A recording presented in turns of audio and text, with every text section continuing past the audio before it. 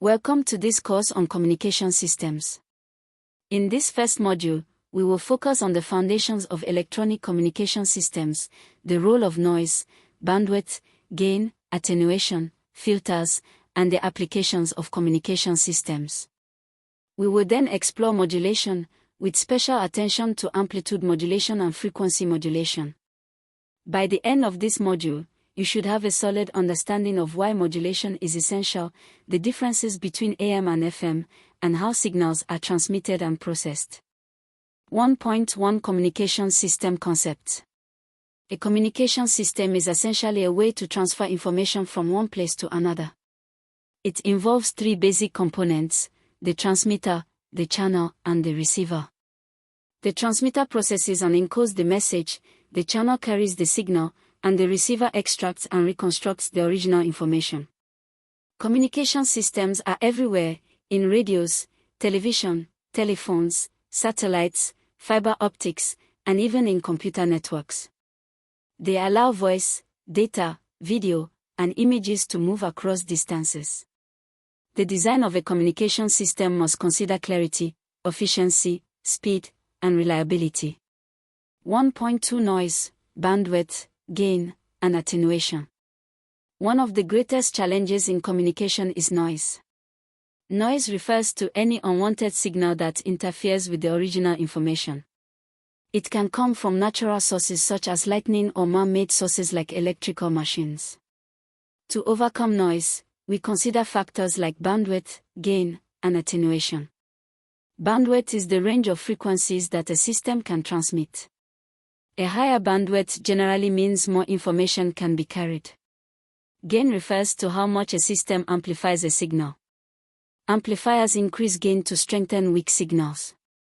Attenuation is the opposite of gain. It describes the loss of signal strength as it travels through a medium. Engineers often measure gain and attenuation in decibels, a logarithmic unit that makes very large or very small values easier to handle.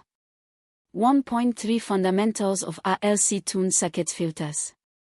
Filters are critical in communication systems because they allow certain frequencies to pass while blocking others.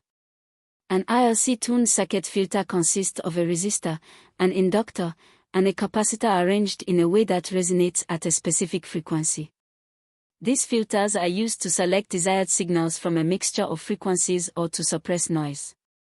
For instance, in a radio receiver, filters help isolate the frequency of the chosen station while rejecting others. 1.4 Communication applications.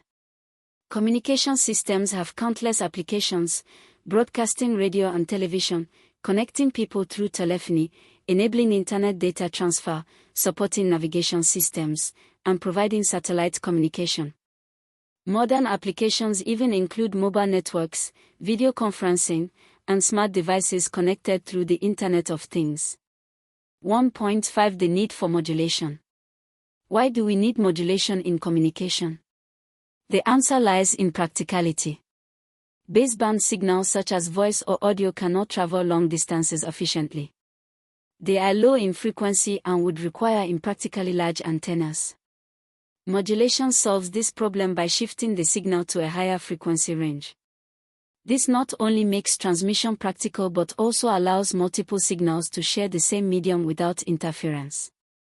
1.6 Amplitude modulation, AM. In amplitude modulation, the amplitude, or strength, of a high-frequency carrier wave is varied in proportion to the message signal. The carrier frequency remains constant, but the envelope of the wave carries the information.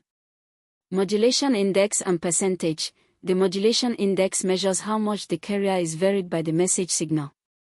It is expressed as a percentage. Frequency components. An AM wave consists of the carrier frequency plus two sidebands, an upper sideband and a lower sideband.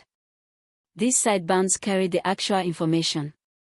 Power components. Power in AM is divided among the carrier and the sidebands. Most power lies in the carrier, which unfortunately does not contain useful information. Single sideband modulation, SSB. To save power and bandwidth, engineers developed SSB, where only one sideband is transmitted. AM demodulation circuits. At the receiver, circuits such as envelope detectors recover the original signal from the modulated wave. 1.7 Frequency modulation, FM. In frequency modulation, the carrier amplitude remains constant, but its frequency varies with the information signal. This results in much better resistance to noise compared to AM. Concept of phase modulation, PM is closely related to FM. In fact, FM can be thought of as a form of PM where frequency deviation is proportional to signal amplitude. Modulation index and Bessel coefficients.